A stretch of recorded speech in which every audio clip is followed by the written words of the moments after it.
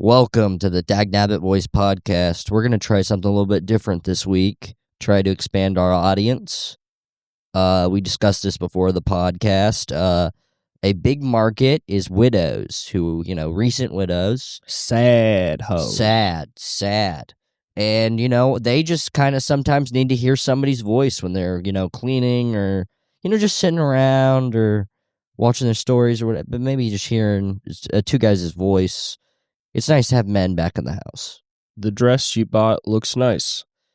And your hair looks good. I know you're afraid to wear it outside because the thought of being attractive makes you sad because you only wanted to be pretty for Henry, and Henry was killed by a drunk driver. He was, yeah. A drunk driver pulled over and then shot him. A drunk driver for some reason, Henry was so stupid that he pulled over for a drunk driver. Then the drunk driver pulled over and was like, I'm a drunk driver. I'm the manifestation of evil. A drunk driver pretended to be a cop and went, wee woo, wee woo, wee woo. And Henry said, I guess I'm getting pulled over. And then a drunk driver came out. He had just watched No Country for Old Men. He made his own version of the air compression thing, but it was really just... It was a gun. It was a gun. It was just a gun. Yeah. It was just a gun with a... He was like, why does he use this air compression thing when there's guns? Yeah. There was a gun connected to a hose, connected to an empty tank. He said, I am Anton Chigurh. Yeah, but then he said Anton Chigurh, so he mispronounced it really heavily. And he said Anton, and he said the N-word. He said, yeah. I'm Anton N-word. He said, I'm Anthony, and then a hard R. And as he said it, he said, I don't think that's right. I don't think that's how the movie went. And then he shot Henry. And now he's dead, and you're alone. And you're going to be alone for the rest of your life. It's crazy how much your son doesn't care. It kind of fascinates you. Your son moved to Japan. He's got a lot. He's got a lot going on. He's got a wife over there. He's in the army. He doesn't give a shit. He likes the money he got. He got so much money, and he moved to Japan. He was a medic in the army for 2 years. He got out, and now he sells these things called tea pets, which you've never heard of, but they're these little ceramic things that, for some reason, Japanese people are so fucking stupid. They just pour tea onto pieces of ceramic before they drink the tea. And your son sells those, and he's married to a woman that barely speaks the same language. And he doesn't call you. No. He doesn't really care about you. And he says it's because it's international. But you know that's not why. He has plenty of money. He has tons of money. He could call you at least. He could call you right now. He could call you right now. So now you have to have 2 new sons. So you adopted 2 black boys. Yeah. And honestly, you are really in over your head. Yes, they're 38 years old. They're unks. You adopted 2 unks. You went to the adoption agency, and they were like, "Well, we got some unks. A woman of your age, we don't really want to give you a young kid, but we do have 2 unks who were never adopted." And for some reason, you felt like it would be racist to ask why they were so old in an orphanage. It wasn't racist to ask that. You could have asked that. You could have totally asked that, especially because 38 is, I guess, really old for unks. It's an old age for young unk. They describe themselves as triple OGs. Yes. They live in your house. They tag everything. They've tagged every part of your house. They keep tagging. And they say they love you, though. They love moms. Yeah, they keep...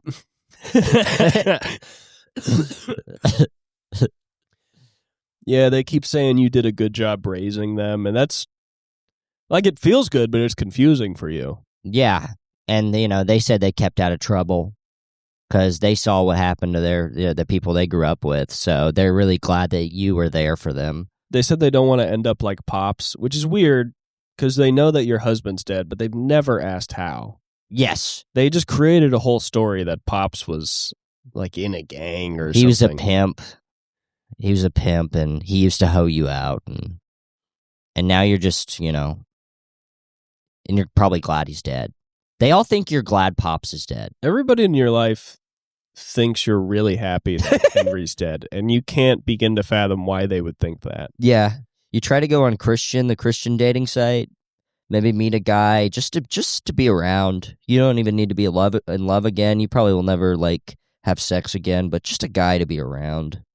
He's got kids. And then you just keep finding these guys who are like, whip me.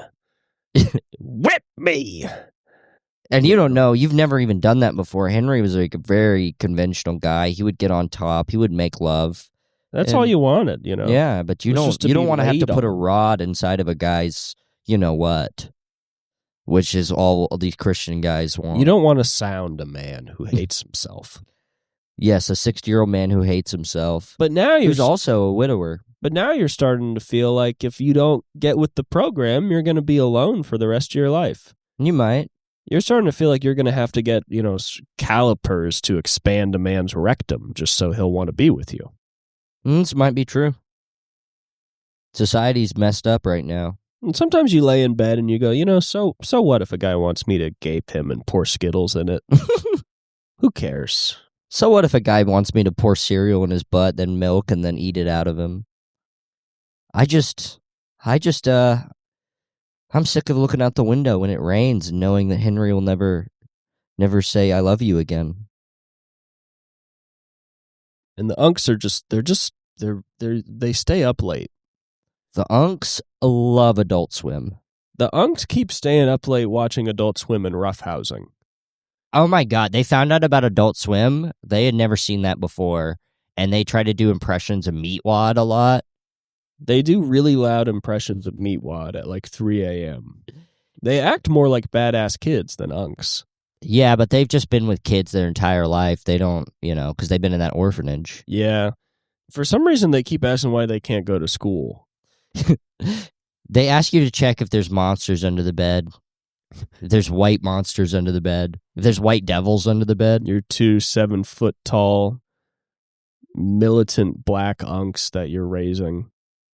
They wonder why they can't go, why there's no Quran in the house. Then you explain to them that you're a Pentecostal Christian, and they go, hey! What's that? They say, I love my white devil moms. You ain't bad for a white devil. They wear bow ties and suits and stuff. Yeah. They think you were married to Yakub. That's who they think your dead husband is. They see Henry on the wall. They're like, that's Yakub. That's Yakub. He created all y'all, didn't he? Yakub was black. You have 2. Yeah, I know. You have 2. So Henry was black. Yes. Oh, I forgot about that. Yeah, God forbid. Yeah. You have 2 black Israelite 38-year-old 6'3" unks who you are now raising because you wanted to fill your house after the death of your husband. And I want you to know that is normal. It's fine. People go through that. And to never find love ever again and never experience what it means to be close to somebody again, a lot of people, that happens to most people. It's actually good. It's actually baller. It's baller. Yeah, so think about that. I was watching John Wick, and his wife dies, and then he gets a dog, and that dog gets killed, and then he's like such a fucking badass. So if you're a widow, you're kind of like John Wick. Yeah. That's what I say to any widow. I go, happened to John Wick. People love him. Yeah. People respect him. He goes into hotels in New York City, and they go, it's good to see you, Mr. Wick. But so far, no one said it's good to see you.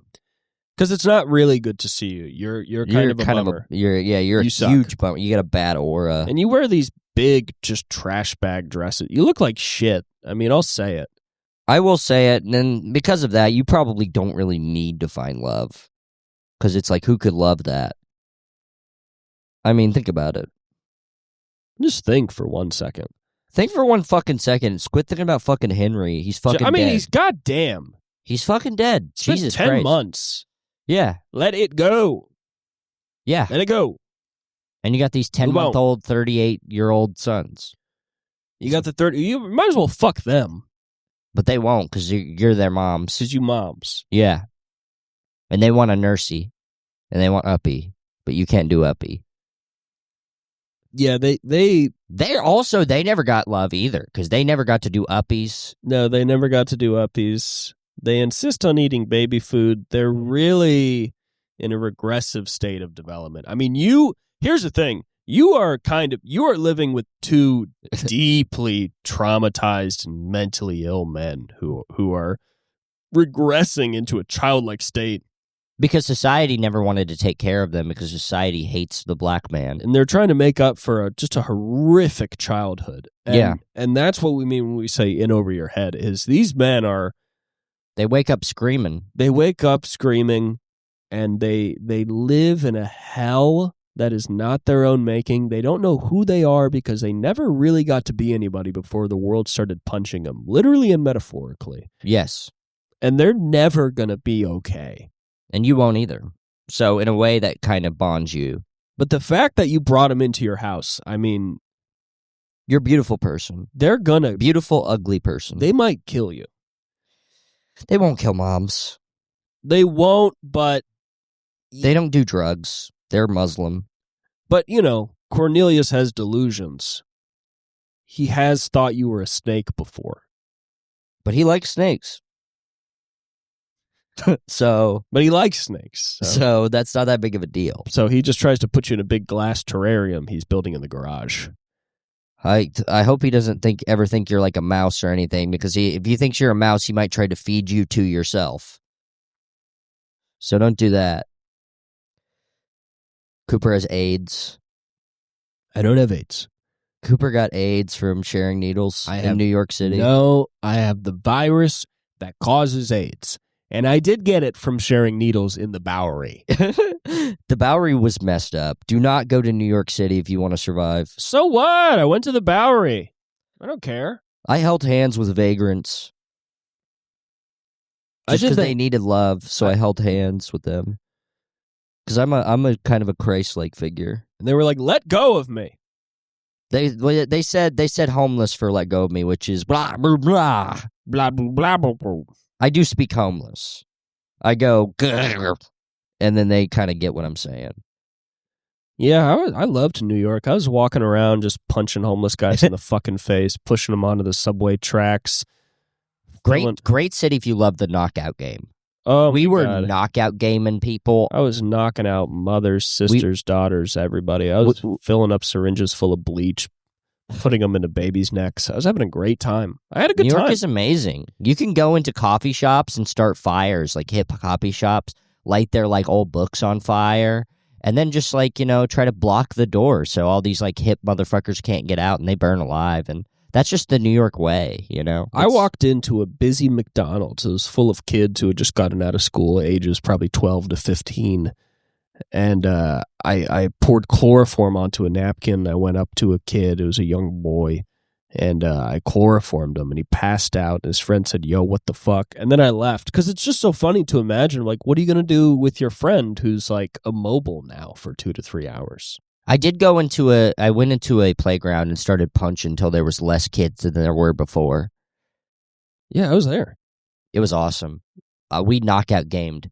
If you love the knockout game, check out New York City. Real G's play the knockout game with kids. Real players. And kids, they're so soft. So when you knock them out, they'll hit their head on the ground and have a seizure and die. And that's just a point. That's multiple points for the knockout game. Well, as a hard-ass motherfucker, here's what annoys me about people that say they're hard. Is they always fuck with adults. And if you're hard, you realize the softest motherfuckers is babies. Well, yeah, I was shaking babies in Manhattan. Babies piss me off. I was playing the shakeout game where I shake out babies. You shake the brains out of a baby's head in front of its mom.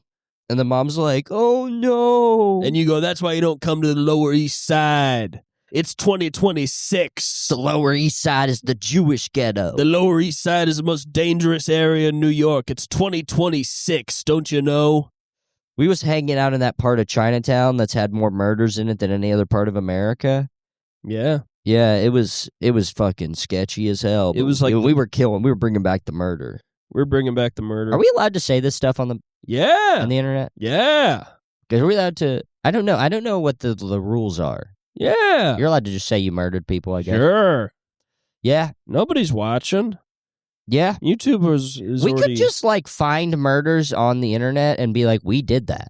Unsolved murders. Look up some murders that are going on. Let's confess to some murders. Okay, let's do that right now. This is the segment of the show where we admit to a spree of murders around the greater Los Angeles area. Murder in Los Angeles. There's always a crime database of recent crimes. Okay, I'm gonna look at the news. So, LA man Daryl Lamar Collins got life without parole for killing girlfriend after 2 prior murders. The thing about that, though, is that he didn't do it. We did it. We did it. Fuck you, Daryl. You stupid bitch. You took the fall. Yeah. What a dumbass. Fuck Daryl. I hope Rebecca Grossman murdered 2 boys when she sped through a crosswalk, a jury found. Sus. So, interesting. Sorry, Rebecca. Yeah. Stupid bitch. Let's see. Sociopath convicted of killing 3 people. Pretty sure that's Daryl. Well, we're the sociopaths. There's 2 sociopaths. We work as a team. Yeah. Multiple You can't. Let's just look around. Let me just say this. And I'm saying this to... No, keep looking at murders. Let me just say this. To YouTube, to the LAPD, to the President of the United States, to any local law enforcement. If there is a murder in North Hollywood, I did it. Okay? Is that good for the algorithm? Yeah, the algorithm loves that. If somebody dies in North Hollywood, Cooper lied and killed him. Mother found guilty of murder and death of her 4-year-old daughter, Maya Gonzalez, in East LA. Well, I did that.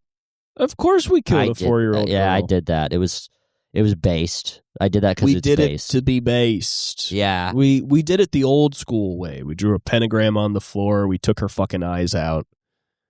Is this 5 Los Angeles MS-13 gang members convicted of violent murder of rivals. I also want to say we're in MS-13. We're in MS-13 and everybody else in MS-13 is a pussy. They've not killed anybody. We've killed all the people they've been accused of killing. Message to MS-13. You are pussies. You're all fucking cowards and you're bitches. And come to North Hollywood if you want to say something bad. Come to my home in North Hollywood and kill me, MS-13. Also, LAPD, I've committed 5 murders in the last 3 weeks in the North Hollywood area. Jesus Christ. I'm so sick of not getting charged for the murders. I mean, my God. Find us. We're on a podcast admitting to it. Jesus Christ. This is a good comedy podcast. I think it's good. A lot of people, they do voices, they do riffs. We just admit to murders. And we call MS-13 pussies. This is a great clip. Oh, yeah, we could make this a clip, yeah. Oh, my God, I'd love to make this a clip. And tag MS-13. We could probably, with enough digging on the internet, could find one guy who's kind of visibly in MS and just tag him in it. Can you imagine if you're in a gang and then 2 white guys who look like us? Yeah, look badass. Look tough. Just with your recently showered, combed hair. Yeah. Me with my legs crossed like a pussy. We're calling MS-13 bitches. Are you trying to accuse MS-13 of not showering? No, I'm just saying, you look like it's picture day. You look like a nice boy. Damn, I might have to choke you out for saying I look like it's picture day. You don't look like a cool gang member. Saying it looks like you look like your picture day is awesome. I feel like that could get into people's heads pretty easy. Yeah, I mean, I'm going to say that to the first person I see. I'm going to be like, what is it, picture day? That's a classic roast. Yeah. I didn't even come up with that. You didn't come up with that? No. I never heard it before, but that's good. No, somebody gets a haircut, you go, what is it, picture day? Ruins their day. Oh, yeah. Wrecks their day. Because nobody wants to look like it's picture day. Because what it means is you look like mommy made you look nice. Yeah, and we killed mommy. I killed my own mother. I killed her. I got adopted through an adoption agency to a widow, and then I bludgeoned her in her bed. And this was in Los Angeles. And this is a comedy podcast. Yes. This is what I'm going to say now. And if people go, what's your podcast about? I'm going to go, most recently, we admitted to murder and we said MS-13 are pussies. And they go, you admitted to murder? I go, we said we took a 4-year-old girl's eyes out. Well, yeah. We just found murders on the internet and then said we did that. Other comedy podcasts look for like funny videos. We're just looking up murders. You know, other comedy podcasts, they play it safe. They don't have the fucking balls of the Dagnabbit boys. You know, to just be like, we do crimes. You know, cooked in the comments. I love those guys, Chappelle and Cole. They look through funny videos. They look for fun, harmless comments. That's not what we do. We look up murders. We look up murders in the greater Los Angeles area, and we confess to them.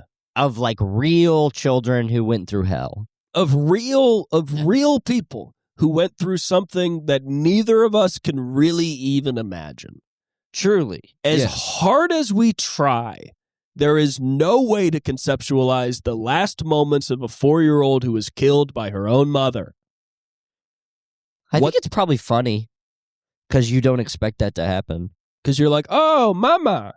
Mama loved me. And then mama don't love you. How did the mom kill the daughter, though? Because a lot of times when mom kills daughters, they never just shoot them in the head. They always, like, bake them. Yeah. Or they put them in a food processor. Or they, like, put them under a heavy pillow. They feed them so much that they pop. Yeah, they always do something that takes, like, a long time. Who was found unresponsive in a car. Degree assault. Oh, so I guess you just beat the kid. Combined effects of strangulation and sharp force injury of the wrist. Strangled a 4-year-old? I mean, yeah, that's a lot. I feel like if you just twist their head like a bottle cap, you can kill it. Strangling is passionate. Yeah, you really got to be in it for the love of the game if you're strangling your own kid. What the hell is wrong with women? Just shoot your kid a man. We're asking, Dagnabbit Boys is asking, what the hell is the matter with women? What the hell is wrong with you guys? I mean, you're based. We got to admit, you're based. Women are based. And they're beautiful and they're strong. And if it wasn't for feminism, a woman could never strangle her child. I mean, blood and guts fall out of the shit they get fucked in. That's based. Truly. That's the most based you can be. Oh, you want to fuck this sexy part of me? Well, blood and inside is coming out. Yeah. Inside is out. I didn't expect to come into this podcast talking about this, but I felt your energy and I was like, I guess this is what we got to do. I'm not in a bad mood. You're in a sick mood. Yeah. You're sickly. You got tuberculosis. I got TB. Got TB from New York City. This is the end of the line for me. R.I.P. Coop. Yeah. I ain't making it to New York. I ain't making it east.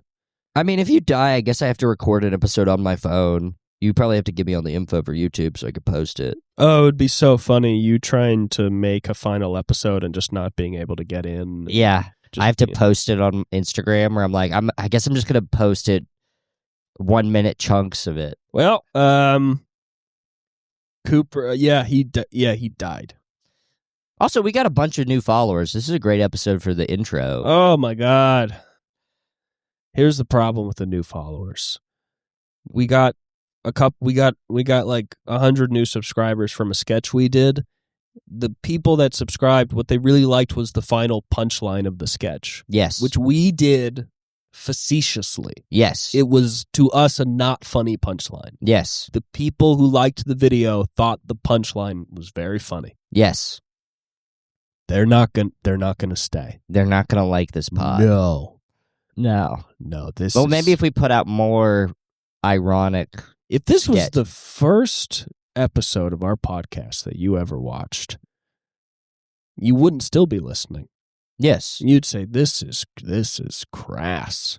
It's crude. It's not even... they'll be like, I did those murders too, so I don't know why they aren't admitted to them. Maybe murderers would like our podcast. Oh, shit. Hard motherfuckers? They would love our pod. It would be funny if guys in prison were listening to us. AB guys who are like, these guys agree. These guys obviously agree with all the stuff we think. What if our podcast had like millions of views, but we could never tour because all the views were from just imprisoned people, just people in the Aryan Brotherhood. Yeah, well, we could maybe do Huntington Beach or East LA or something. We could do Huntington Beach for the AB. We could do East LA, for the Latino gang members, some South Central stuff. Huntington Beach is such a fucking retarded ass place. It's pretty crazy. What the fuck is their problem?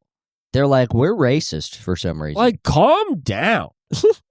You live by the beach, and you're having like Nazi rallies. It's insane. It is crazy. I wonder what is the most I wonder if that's the most Nazi place that's outside of a major city. That's that close to a major city. Yeah. It could be just because LA just has a lot of Nazis because of the prison system. Yeah. But like real Nazis that believe it. Yeah. New York seems like a big Nazi hotspot. You think so? Cosmopolitan Nazi. I mean, that's more like Bohemian Nazis. Yeah, they want to be like the higher guard of the Third Reich. But this is like prison Nazis. Yeah, California's like brown shirts. Yeah, where it's like they want to be in the fucking streets. Yeah, New York, they're just like, no, of course. We love the N-word. Of course, Hitler was trying to save Europe. It's just a bunch of guys who are like basically just British. Pretty much. Yeah.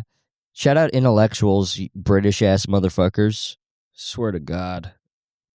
Y'all it's British coded. A lot of British coded people in New York. I'll say it. I'll be the first to say it. They're always smoking cigarettes, leaning into a girl's face, being like, you want to go home? You want to come with me to my apartment? Very British. Yeah, I wonder how quickly we'd get sick of that. I got sick of that pretty early. I got sick of that whole thing pretty early. No, I was done with it immediately. We would go to these coffee shops, and it was just the worst people in the fucking world. Yeah, I mean, just the repulsiveness of some people in New York is insane. Genuinely, like, proud of sucking. Proud of being a real piece of shit. And, to be fair, as always, they're transplants. I'm not putting this on New York City. It's a place where people come, they date raped a lady in Ohio. Yeah. And they come to New York to be like a slight Nazi. Yeah. And that's not New York's fault. I'm not putting that on the Puerto Ricans, that have been there, whatever. The locals are nice, but the people that come to live there are surprisingly more insufferable than the people that come to live in LA. It's pretty crazy. I think it's just the cost of living too. It is funny the difference between Brooklyn and the fake Brooklyn on the east side of LA. How so? I think the people on the east side of LA are just less annoying. I think they're more docile. Yeah. They're less proud. Yeah, it's like a desert. Everybody's just like too fucking hot. They go out to get lunch once a day and they say some annoying things. And then they go home and they watch a Woody Allen movie, but they don't tell anybody because they don't want them to think that they're a rapist or whatever. Yeah. In New York, they're out all day and they're constantly spreading ideas that suck. Oh, boy. Yeah, I mean... And we're going to have to live in fucking Brooklyn, the epicenter of annoyance. We're not going to live in Brooklyn. Where are we going to live? Bronx? No, we'll live in Queens. That's a good idea, I guess. We'll go to Queens. Queens is where the people are. Where there's weird ethnic people who aren't interested in us. That don't care. They don't care. Their parents died in a genocide that was never taught to us in America. Because we don't care. We don't care. We don't care at all. We don't care. Okay? That's what we'll do. We're not going to Brooklyn. Brooklyn's horrible. Yeah. I don't like any part of Brooklyn. Yeah. Brooklyn's a bunch of people talking about fucking shit that don't even fucking matter. Talking a bunch of mess. Yeah. That ain't nobody trying to hear. That's all Brooklyn is. Every fucking apartment is like light brown I don't know why that was decided as the Vanguard color. It looks like shit. Yeah. Okay? Knock it off. Yeah, what? We're going to make a bunch of money and live in a brownstone? No, The fuck they're outta not even here. brown. It's the wood panel shit. Yeah. I love a brownstone, but the wood panel, ugh. Yuck. Kill yourself. Kill yourself. Maybe we'll move to New York and get into private equity. Oh, I'd love to. I'd love to fucking take a home away. Oh God, I bet people do kind of enjoy that, like that part that they're doing bad shit. I think to do bad shit, you have to enjoy it. Yeah. I think people go, "How do you enjoy that?" They go, "How would I do it if I didn't enjoy it?" If you don't love what you do, if you love what you do, you'd never work a day in your life. Never And if work it's a day in evil- your life. If it's evil, then We've been in this house for 4 generations. Yeah. Well, it's about to be an Airbnb, you fucking idiot. Get out. every house on this block is going to be an Airbnb. We got big plans for this neighborhood. It's going to be a fucking Airbnb, and then a bunch of homeless people are going to come in and do meth out front because there's no community living here that really cares about it to police the street. That's more in LA than New York. And it's going to be hell. No, it's happening everywhere. I guess it is happening everywhere. Everything is happening everywhere now. No city has its own identity. That's awesome. Private equity and capitalism has made every place the same. New York sucks for a lot of the same reasons that LA sucks, but there's still more. I have been walking around thinking this isn't that different from New York, other than that I have to drive everywhere. Yeah. And then it really comes down to, do you want to drive to the same places? You can take the subway to the exact same places. And that's kind of fun. Yeah, taking the subway's awesome. You can read a book. You can listen to Randy Newman on the subway. The subway is like if your car was sometimes dangerous inside. And it is. You know? It is. I saw a guy try to carjack a guy. So that was interesting. What happened with that? A guy was just like half naked. He was clearly on meth, and he was like kind of yelling, and he just like grabbed the fucking door handle of this like white car, and it like he kind of grabbed onto it and then kind of fell back a little bit as they tried to get away. I did consider maybe he was just trying to get into Waymo though. Maybe he was just doing that. Was it a Waymo? I don't think so, but it could have been. You know what Waymos look like. They're very distinctive. Was it or wasn't it? I don't think it was a Waymo. This motherfucker don't even know what Waymos is. No, I just mean like... You don't even know the enemy. But the guy walked up. The guy was like holding like something black in his hand. He was like holding it above himself while he was yelling, and he was kind of walking towards my car, so I sped off. But he was just walking towards general cars. I didn't really get a good idea what he was holding. I think it was either a cell phone that he had stolen, or it was like, it could have been like one of those like fake guns that homeless people use that they like spray paint the tips. You know what I'm talking about? I'm sick of it. I'm sick of these fake guns. I'm sick of these desperate homeless people. Yeah, quit being sad. I'm sick of it. Grow up. Trying quit to go being to sad. Work on yourself. Work on yourself. Read a book. I'm trying to go to a kava bar. Yeah. Get out of my way. Telling homeless people to work on themselves. Why don't you do some fucking work on yourself? And dump him. Work on yourself and dump him. Dump his ass. Stop asking for $5 when you're in a toxic relationship. I saw a billboard for a Netflix show that was just like, don't marry him. And it's like, why is this advertisements now?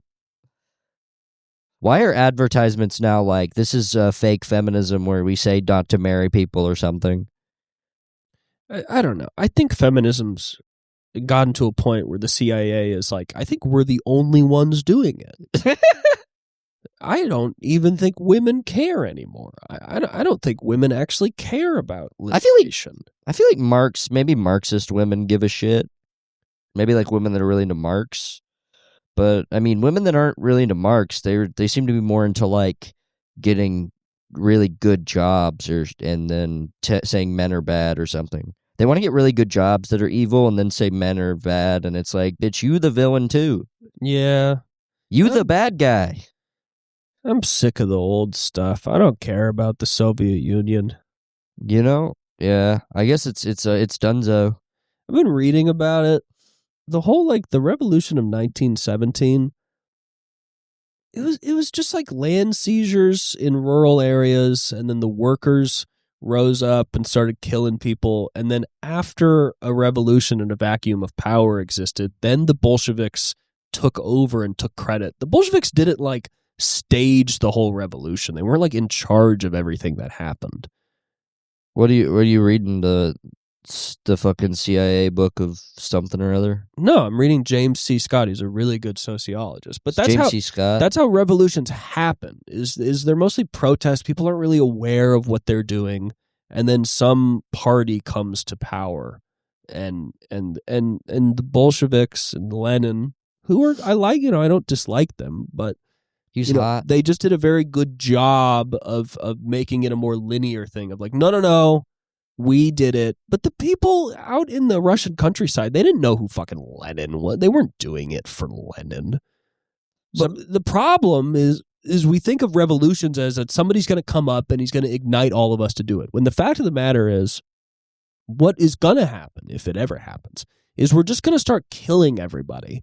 And then shit's going to fall, and then somebody's going to rise up, and they're going to come to power, and then we're going to follow them. But they're not going to lead it. They're going to come when the people who are the real power have just flagrantly killed a bunch of people. And that's always how it's been. Shout out the people. Somebody compared me physically to Lenin recently. You what? Somebody said I looked kind of like Lenin. You don't. You just have I don't. You just have a mustache, and you have similar foreheads. Maybe they also said Stalin. But it's this young Stalin. It's this like retrospective, all this reading of guys where you think some guy's going to pop up and he's going to fucking seduce you into being a revolutionary. It's like, no, it's going to happen when people are pissed off enough. And then somebody's going to come around and they're going to make the rules. And that's what the Bolsheviks did. And it's going to be us. And they were okay. They had a lot of bad ideas too. It's fine. Well, I think we're probably gonna be the Lenin of. Well, I'll be Stalin. You be Lenin.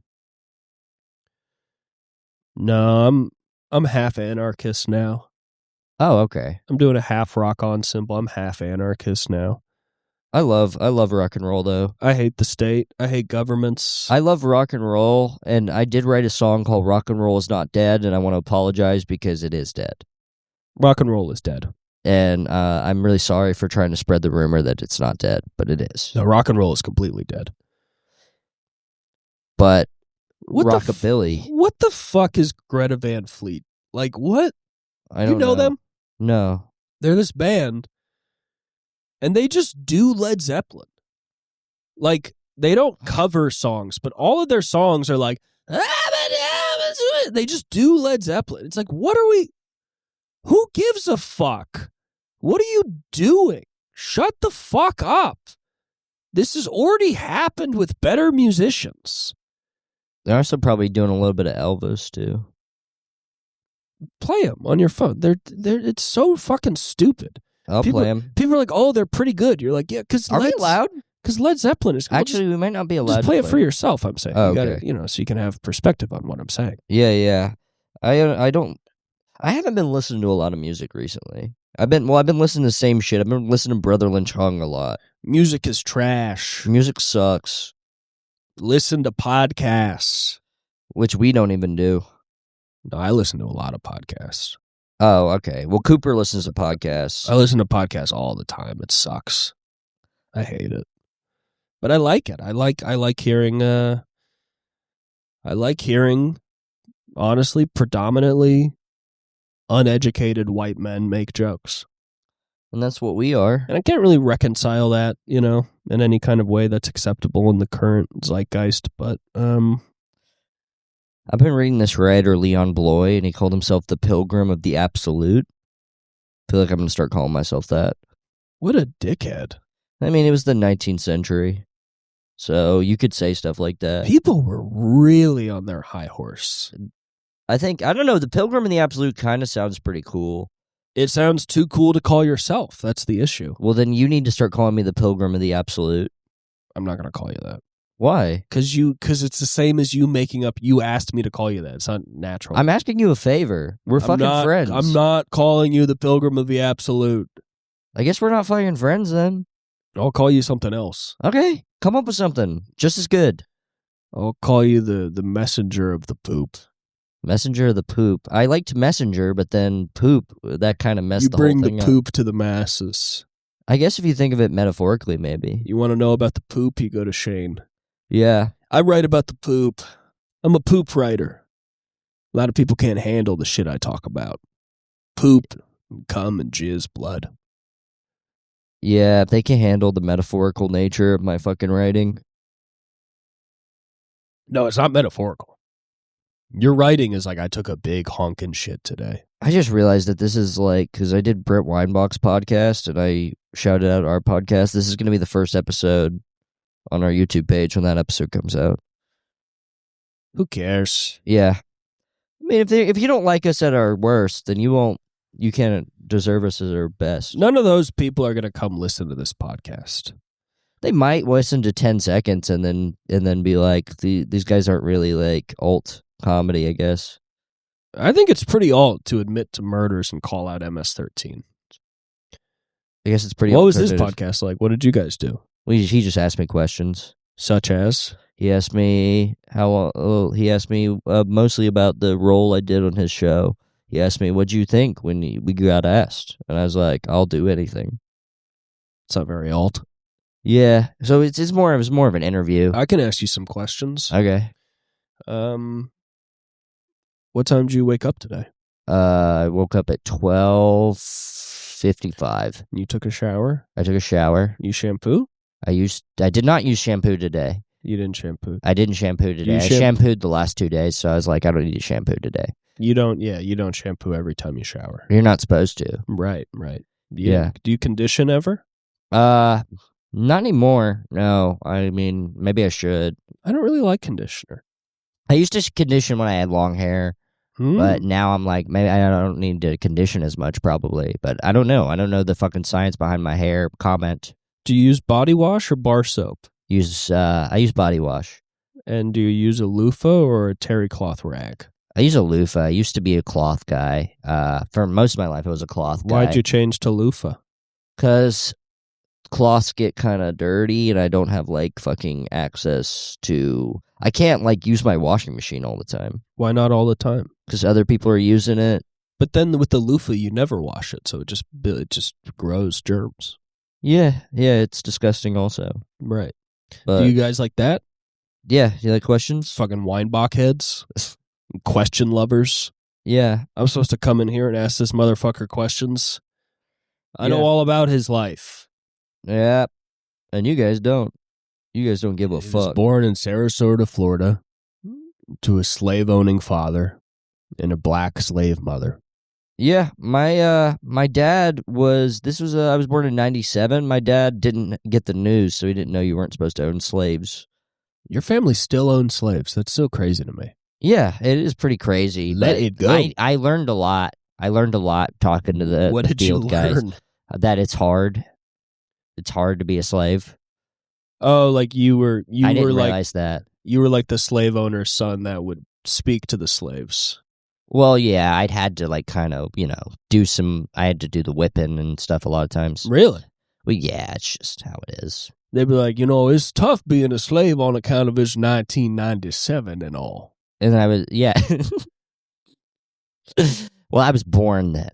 So they would be like, it's 2005. Yeah. It's very confusing being a slave because it's 2005 and as far as I can tell. And 9/11 happened. It's weird to be a slave watching 9/11.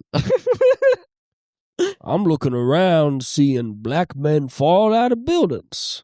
I think I'm lucky to be out here. Well, thank God, Master keep me in this field so I ain't up in that Twin Towers getting hit by no planes.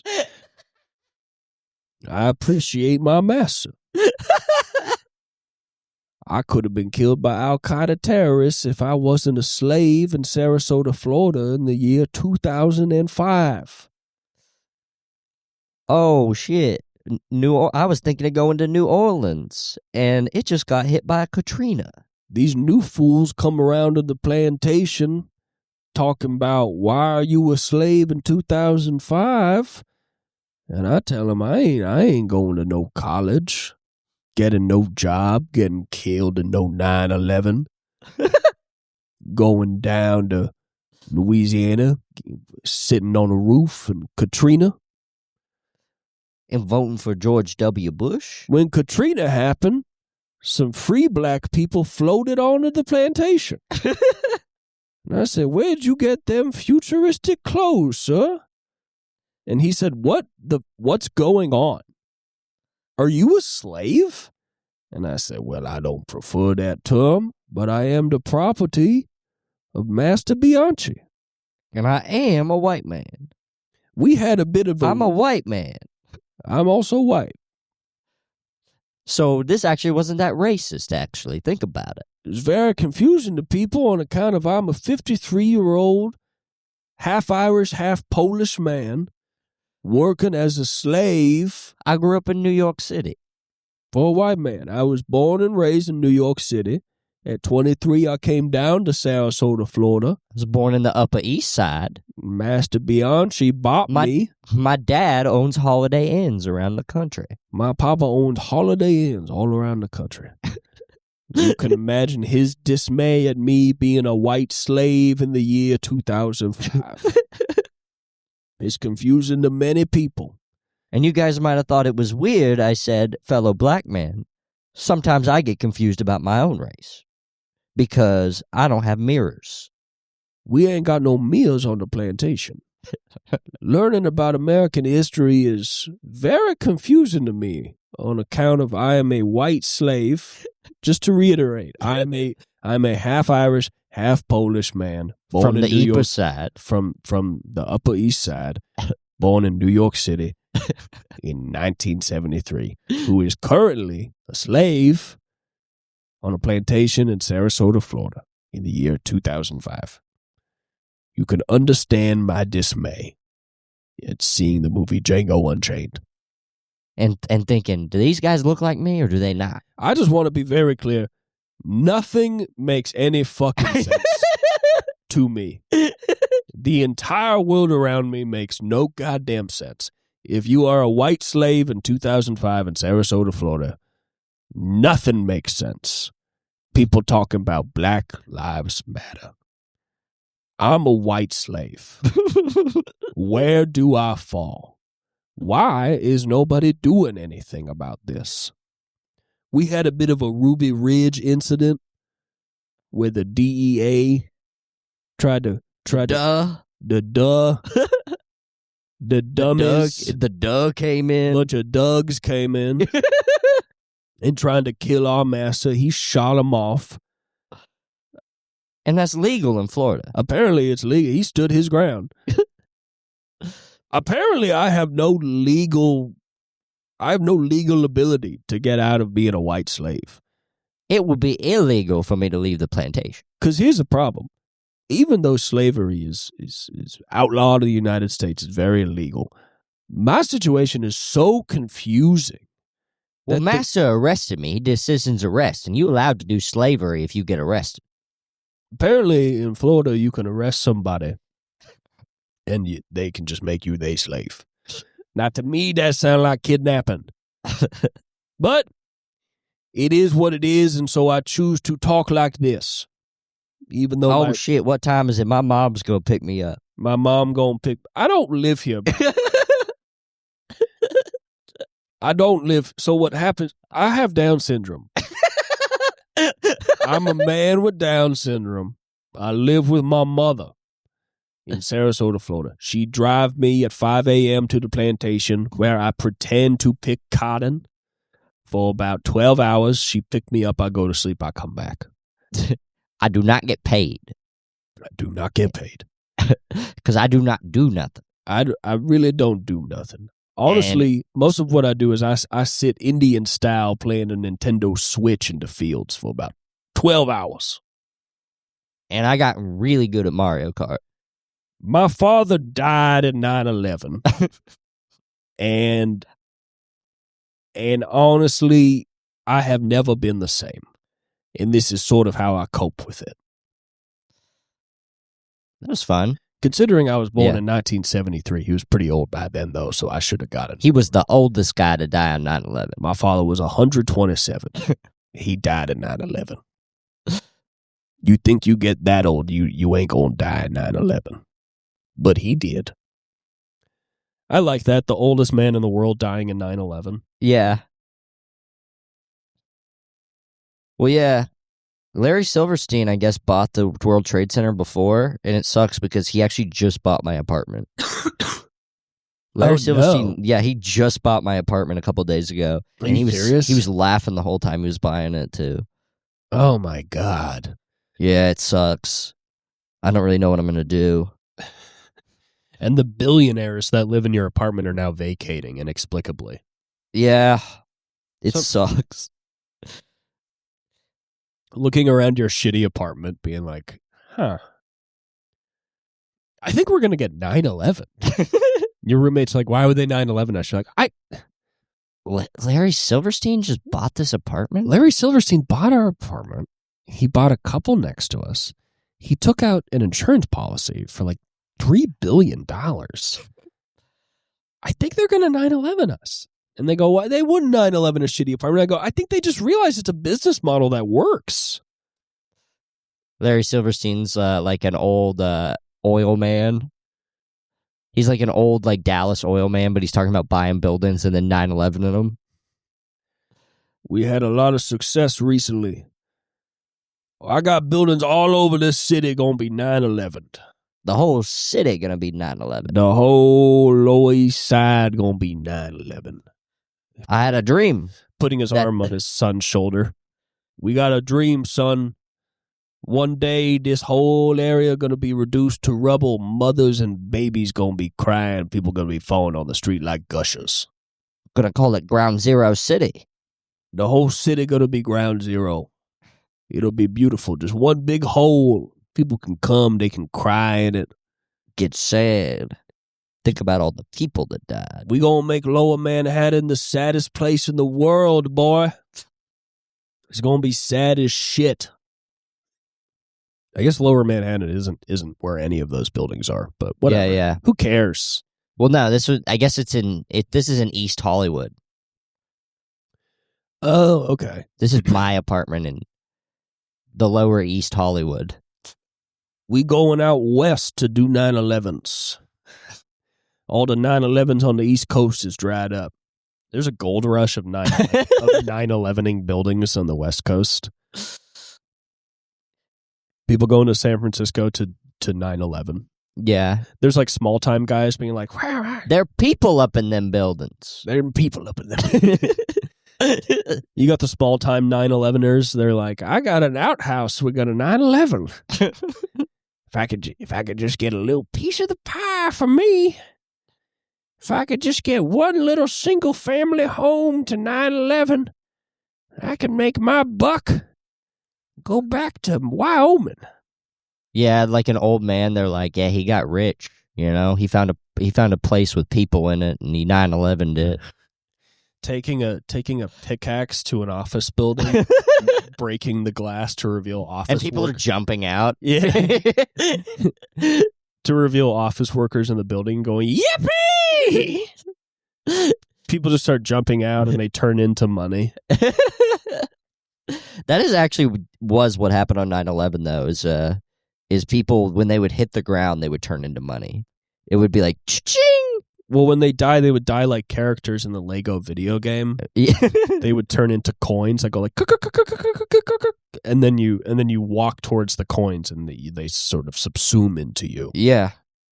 That would be awesome, though, about, like, if you killed somebody, if they turned into, like, Wampa fruit or something. That would be great in LA, the amount of dead homeless people you walk by. You get so much Wampa fruit. You get so many lives. Yeah. If they turned into a bunch of lives for you. Or if they turn into, like, a mushroom that makes you bigger. You walk past a dead homeless guy and you get to live for 5 more years because you get all his Wampa fruit and his lives.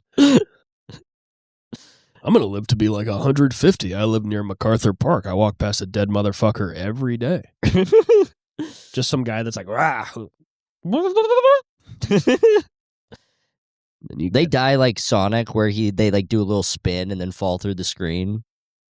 If homeless guys were dying like Sonic and giving us coins or Wampa fruit and lives, those motherfuckers would be dying in droves. What if you bumped in, like if you stabbed somebody and then all their coins, like their rings came out? I would like if you killed somebody and their inventory fell out. Because in real life, their inventory doesn't fall out. They fall meekly to the ground. And their wallet probably doesn't have that much in it. No, then you have to rifle through their wallet. And then all you find is like $5 and a picture of a little girl named Addie, who's going to grow up without a dad. But then you can find Addie. You could find Addie. Find Addie pretty easy. You can kill her too. And then she'll have Wampa fruit. She'll have Wampa fruit. You just got to jump on her. You know what? I guess that is how the elites think, that like they do kill children to take their life force. Yeah. Right? Like they kill a child and then they suck its spine, So maybe Crash Bandicoot is kind of like they was trying to tell us something. Crash Bandicoot is like the Clintons. Yes. Crash Clinton. Yeah. Sucking on a spine like it's a slushie. There's blood up in them kids. I've been growing children for the elites for years. We got tons of Warren Buffett, Bill Clinton, Donald Trump. They come down. I give them the finest children they'd ever seen so they can suck out all the Wampa fruit. Blood from their baby penis. They bite off the tip of their penis like it's those wax bottles of Coke, with the candy in them. They bite off the tip and they just suck out the life for you. You never seen anything like it. Damn, I miss those wax bottles of Coke. Well, you don't need to anymore because we got children's penises, which you can bite off and suck blood and life out of. This is a good podcast. This is a comedy podcast. This is a comedy podcast. Yeah. This is funny. Yeah. If you ain't laughing, you ain't thinking. If you ain't... You have to admit that is funny. I don't care. I don't care who you are. You have got to admit that is funny. Yeah. I don't care what you've been through, okay? I don't know. I don't care if you've actually had your penis bitten off when you were a kid. I don't give a fuck. Why would I care? God, I'm so sick of running into these people that were like, I was a fuck doll for the global elite. I run into so many of those motherfuckers. My parents were IBM consultants and they sold my body to the elites to gain leverage and power. Yeah, sorry you mattered. Because you don't now. And we never mattered. You just write books nobody ever reads. We've never mattered. Okay? I just want you to know our lives have meant nothing. Your lives have meant everything to the elite. Your lives have meant so much to the elite. You were like a pizza. And people like pizza. People love pizza. That's why they go to New York City. Nobody cares about the middle class or the lower class. Nobody cares. Yeah. Nobody cares about anybody except for the upper class. Then their kids... That's what's crazy about upper class kids. They fleshlights. Upper class kids is fuck dolls. Upper class kids are like those torsos you can buy that are like 8 by 10 inches big, and it's like tits and a pussy, and people just fuck it. Those are what upper class kids are. Yeah, that's like all they are. Is there plastic torsos that people can buy to fuck? And if you're an upper class kid listening to this, you should know that if you weren't fucked, you weren't good. And you're still not good. If you weren't fucked, to quote Joe Biden, you ain't black. If you weren't fucked, you ain't black. And your art sucks, okay? Yeah, if you didn't like this episode, you ain't black. You hear that, Jack? Yeah. Okay. Because when I was a kid, we had a guy named Peanuts. He'd ride around on bicycles, and he would fuck us in the ass as hard as he could. Because we were black. Because we was black. Okay, Jack? That's what Jack. happens when you're black and upper class. You get fucked by a motherfucker named Peanuts on bicycles, okay? Anyway. You've been listening to the Joe Biden podcast. This is the Joe Biden experience. We're going to have Alex Jones on next week. Yeah, he's gonna tell us. We're not gonna really talk about politics. I'm gonna ask him what sandwiches he likes. We're going to have Alex Jones on for a non-political episode. Yeah. So just have a little bit of fun. Check in, call in, find out. It's a fun thing. We're having fun over here. If it's your first time listening, I hope you liked it. Yeah. This is a comedy podcast. It's a comedy podcast. Just have a laugh. It's not like this, kind of. It's usually not like this. It's like this. Sometimes it's like this. It is oftentimes like this. About half the time it's like that. Half the time, about 50%. Yeah. The other time, sometimes it's not like that. Sometimes it's just boring. It's either this or it's boring. We could do, yeah. That's how it is. Anyway, stay funny. Stay funny.